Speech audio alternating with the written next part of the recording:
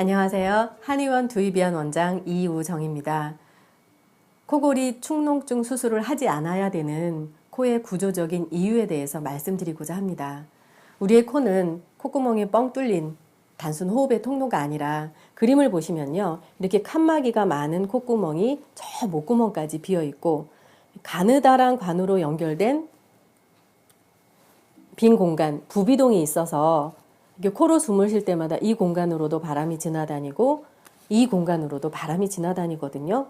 그러면 왜 이렇게 코에는 칸막이가 많고 이 부비동 입구가 가느다라서 비염이나 축농증이 잘 생길 수밖에 없는, 코가 잘 막힐 수밖에 없는 그런 구조로 되어 있을까?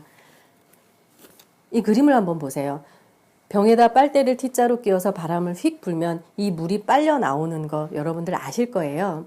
이게 베르누이의 효과가 적용되는 그런 공기 역학적인 구조로 스프레이의 원리, 물병의 원리인데요. 물총의 원리인데요. 이 이유가 콧구멍에 칸막이가 있는 이유고 부비동 입구가 가느다란 이유예요. 아까 그 그림처럼 코로 숨을 쉴 때 요 가느다란 관이 빨대 역할을 하면서 이 공간에 있는 공기를 휙휙 다 잡아 빼는 거예요. 그래서 코로 숨을 쉴 때는 그냥 단순 콧구멍으로만 바람이 왔다 갔다 하는 것이 아니라 이런 모든 구석에 회오리 바람이 부는 그런 과학적인 공기 역학적인 구조로 되어 있는 거죠. 왜냐하면 이게 단순 호흡의 통로가 아니라 머리에 열을 식혀주는 열 교환 장치라는 거예요.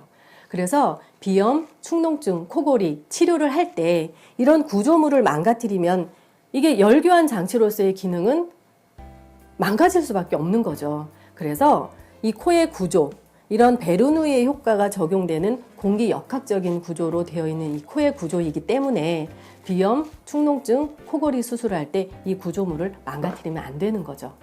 고맙습니다.